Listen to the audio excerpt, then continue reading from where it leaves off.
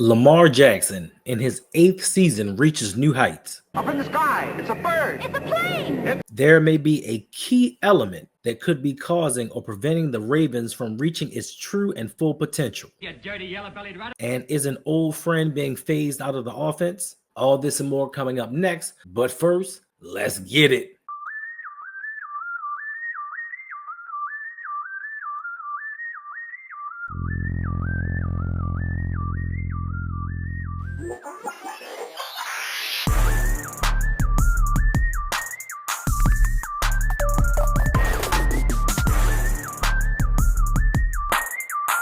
So through the first 2 games of the 2025 NFL season, the Baltimore Ravens have seen some of the good. Mitchell in on the coverage.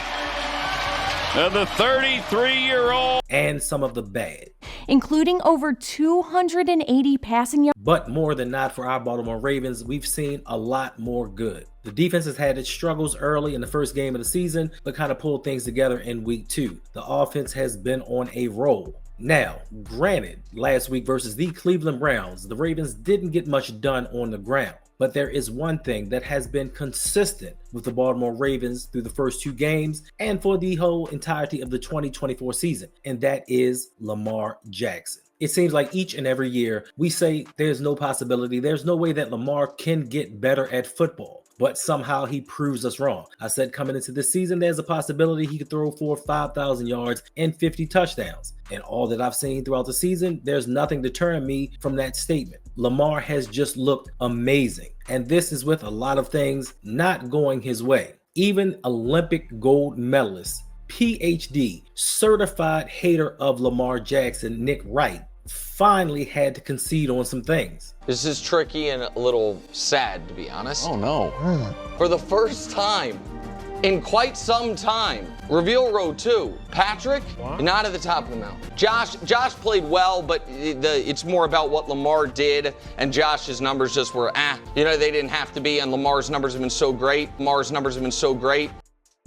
And top of the mountain's Lamar. And after that must-win game in week 3, Patrick, guess who you have coming to Kansas City? Oh, what? The guy ahead of you on the mountain with a chance to reclaim your spot and remind everyone who the hell you are. But for the time being, Lamar Jackson, who is a couple votes away from potentially being, the leading candidate for a 3rd straight MVP at the moment, he is atop Mahomes Mountain. What a day.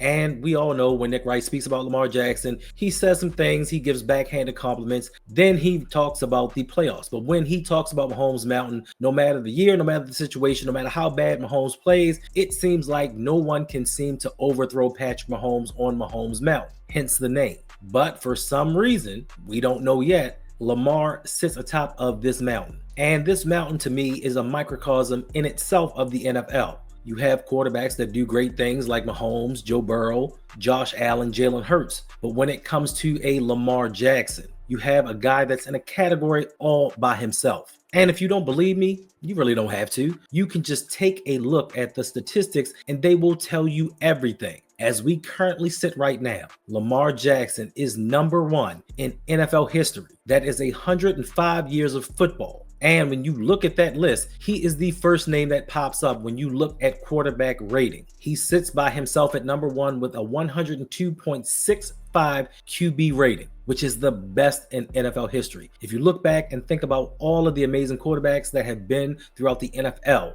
you have your Otto Grahams, your Johnny Unitas, your John Elways, your Joe Montanas, your Dan Marinos. You have a collection of the greatest quarterbacks in history, and Lamar Jackson has surpassed them all. Not bad for a running back. And to put things into further context, he is also the NFL leader in rush yards by a quarterback. So coming into the league, there were questions about Lamar's passing, saying he was a run-first QB, couldn't read defenses, blah, blah, blah. All of the things that they said he could not do, he's proven all of them wrong. And if you want to take a little deeper look into some of the things that Lamar has done, he is also only the 7th quarterback in NFL history to have 2+ passing touchdowns, a 90+ passer rating, and did all of these things in 10 straight games. As many quarterbacks as there has been in 105 years, he is one of 7. 1 of 1 in passer rating, 1 of 1 in rushing yards as a quarterback, and 1 of 7 when it comes to being a thrower of the football. And through 2 games this season, Lamar has 6 passing touchdowns, which ties him for first in the NFL, 7 total touchdowns, which leads the league, and he has more total touchdowns than I think 30 other teams have in the league by himself. He leads the league with 9 yards per attempt and a 136 passer rating, while throwing the ball at a 68.8% clip. If that ain't bad for a running back, I don't know what is. And now let's take a look at what he's done over the last 20 games. In the last 20 games, Lamar Jackson has completed 367 passes out of 543 attempts for 4,927 yards. And not only has he done that through the air, he's rushed for 1,033 yards. He's thrown for 57 touchdowns to only 4 interceptions. 57 to 4. Who else is doing that in this league? Also with a 125.1 passer rating. So when Lamar said he wants to bring a Super Bowl to Baltimore, he meant it. Each and every season, he's getting better and trying to take this team further and further. But with all that Lamar brings to the table, there are some things that are holding the Ravens back or could potentially stop the Ravens from getting to that Super Bowl, from helping Lamar fulfill this promise. There are 2 things in particular, but one that is most concerning to me, and that is this offensive line. We saw in week 1, they had a little bit of trouble, but Lamar and Derrick Henry did their thing. In week 2 versus the Browns and all they have on defense, the Ravens struggled mightily. The ground game was non-existent. The line was getting pushed around. Lamar was out there running for his life. If it were any other quarterback on this team, they may not possibly be ready for week 3. They would still be in the ice bath, healing up from what happened the prior week. But we do have Lamar Jackson, and he makes these guys look better than they are. And even with that being said, this offensive line has not performed up to its greatest. Now, there was an article that came out that said that Roger Rosengarten hasn't given up a sack. He hasn't given up any pressures. A lot of that's due to what Lamar does and his escapability. Rosengarten, as good as he was last season, has not lived up to those expectations, but we thought that he would progress during this season. Daniel Falele is Daniel Falele. We got a stud in Tyler Linderbaum, so I don't understand why some of you guys are like, don't re-sign him. He is the best offensive lineman that we have on this team. Ronnie Stanley, I give him a pass. He was going up against Myles Garrett. It is what it is. But the worst of the bunch, the one that I knew was going to be a concern, the one that everybody said, oh man, he was supposed to be a 3rd round pick. But if he hadn't got injured, where have we heard this song and dance before? And that guy is Andrew Voorhees, who right now through 2 games has graded out to be a terrible offensive lineman. Out of 153 offensive linemen in the NFL, he ranks out at 151. Now, I know we don't go and put everything on PFF grades, but 151 out of 153, even if we adjust for just bad sight, biased, or whatever, he is way down at the bottom as far as offensive linemen go in this league. And he was just handed the starting job at left guard. This is what I had a problem with. Instead of a competition, he beat somebody out, and it is what it is. John Harbaugh just said, you know what? It's his job to lose. And for some reason, he cannot lose it. And last week versus the Browns, oh my goodness. He had a run grade of 49, middle of the pack, halfway there, I guess. But his pass blocking rating was a 5.3. Now, this isn't a 5 out of 10. This is a 5 out of 100. And Voorhees apologist is going to say, but Hendo, it's 2 games into the season. Okay, that's all we have to go on. He played 3 games last season, got hurt, so we can only go off what we've seen through weeks 1 and weeks 2. And through 2 weeks of the season, he has not been good. This is not the level of offensive line that we need to get to a Super Bowl. Granted, they should get better as the weeks go on, but 1 weak link can deter a full team. When you have guys overcompensating for what you're not doing, it makes the entire line look bad. We already have some issues with Daniel Falele being lost in emotion and dancing around on the field. We can't have another guard who's out there performing this poorly. Now, on the season, Voorhees has a 35.4 overall grade, terrible. 42.4 pass block grade, terrible. A 23.1 run blocking grade, super terrible. But this is what we put out in front of Lamar to protect him. And just by the grace of what Lamar has been blessed with, he's been able to accomplish these things through 2 weeks with an offensive lineman and an offensive line that has been performing this poorly. So the Ravens have to pick things up. I don't know if we need to make a trade. We need to elevate some people. I don't know what has to happen, but this line has to get better. Teams are supposed to build in the trenches, defensive line, offensive line. We failed miserably in this right. Yes, Eric DeCosta has put some pieces on this team to make this team better, but he has neglected this offensive line for years. He said this was the year that the offensive line was supposed to be good. I'm not seeing it. Where is it? When is it supposed to happen? We are in a Super Bowl window and we're playing games with guys just because we like them. These are the guys that are protecting your greatest, your most valuable asset on the team. And we're playing well, let's see what he does. Let's just wait and find out. This is not the time for that. So hopefully the Ravens can get it together. These players can get better. They can make a trade. They can bring somebody up off the street, anything to make this offensive line better to help the Ravens get to the Super Bowl, because that's what it's all about for this team. That's the only thing we're concerned with. Yes, we love the stats. We love to brag to say our team beat your team, but it's all about winning championships. And there are a few reasons why the Ravens haven't won one in the Lamar Jackson era,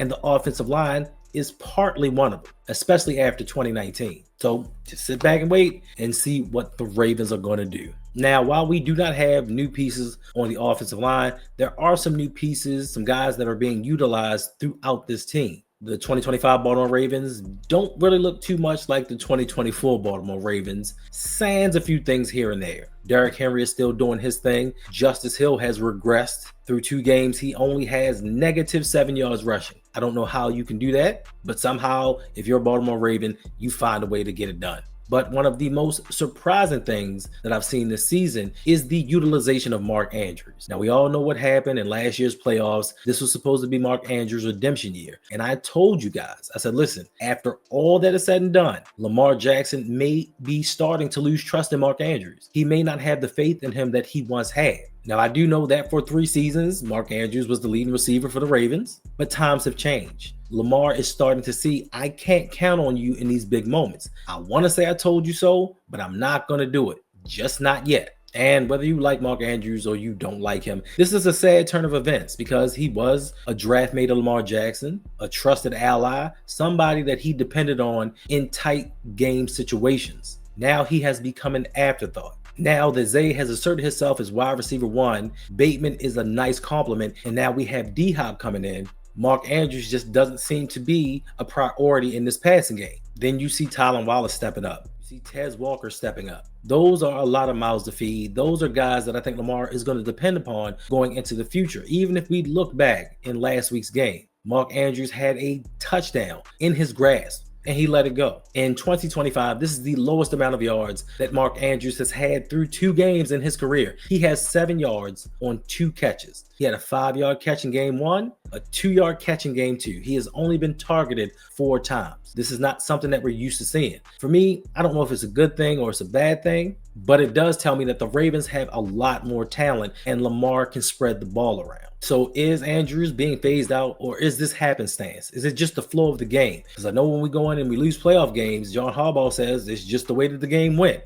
Are they going to make a concerted effort to get Mark Andrews the ball, or are the Ravens going to continue doing what they've been doing, spreading the ball around and putting up points? We don't have time to be concerned about anybody's feelings. We don't have the time to concentrate on circumstances. This is about winning. This is about moving forward. And unfortunately, Mark Andrews is not moving the needle. Now, he said during the offseason, I'm a pro and this is what I do. I'm a pro.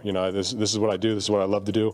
This is my whole entire world. So for me, it's about focusing, doing my job, and just knowing the type of player that I can be in this offense and for this organization, for this city. And Well, I'm waiting for that professional to finally show up. You can take amateur Mark Andrews and put him wherever you want to put him, but I'm waiting for that pro to step up and get his game right. I'm waiting for him to be able to hold on to passes because that's what he gets paid to do. With Isaiah likely out, with Charlie Kolar not contributing much, I was expecting Mark Andrews to go off. But the only thing that he's done so far is the same thing he did in that Buffalo game, and that is truly disappointing. So we'll see going forward what the Ravens are going to do with Mark Andrews and how this offense is going to flow. So lastly, we're going to take a look around the AFC North and see what's going on. The Browns are still the Browns, so it's not much to talk about there. The Steelers have come back down to earth, and their team is going through a lot of flux right now. Aaron Rodgers, week 1, everybody thought that he was going to be the savior, but they didn't realize he was playing the New York Jets, and sometimes that's just what happened. The Steelers, week 1 win masked a lot of problems. They have issues with their special teams. They have issues with their defense. Offense is cool, I guess. They're having issues there as well.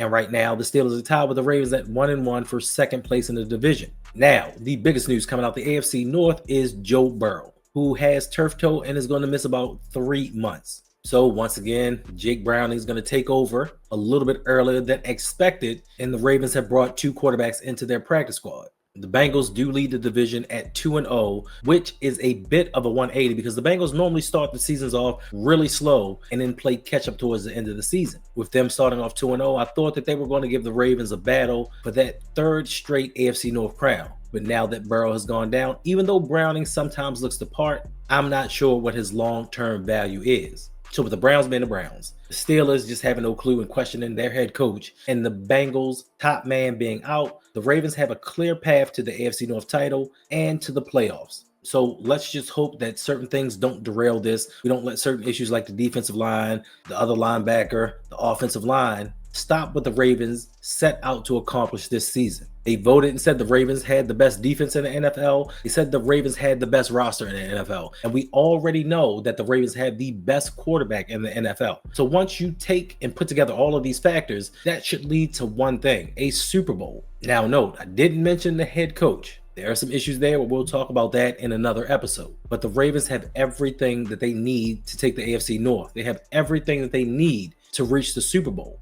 It's already week 2, and these weeks are flying by now that football has started. So all we can do is sit back and wait and see what the Ravens have to offer. Next up is the Detroit Lions on Monday Night Football. To me, this is going to be a test of this Ravens secondary. They flinched and faltered in week 1, giving up almost 400 yards passing, and you bring in Jared Goff and all of his weapons. So this is going to let me know after 3 weeks where the Ravens defense stands. Are they real or are they pretenders? Are they the team that showed up in week 1 or are they the team that dominated in week 2? So once Monday Night Football is over, we will know more. Now, if you like what I am doing, don't forget to like and subscribe. Hit that notification bell so you are aware when I come out with new videos. I appreciate y'all for supporting the channel, and we are still on this road to 10,000, and I need you to get there. I know it's taking time. I just want to say that I do appreciate you guys and everything that you've done for me in this channel, for Yolanda, LBHT, all the guys. Even when we were named the Doom and Gloom Squad, whatever they wanted to call us, saying we were being too negative, but it's amazing how everything that we said has come true.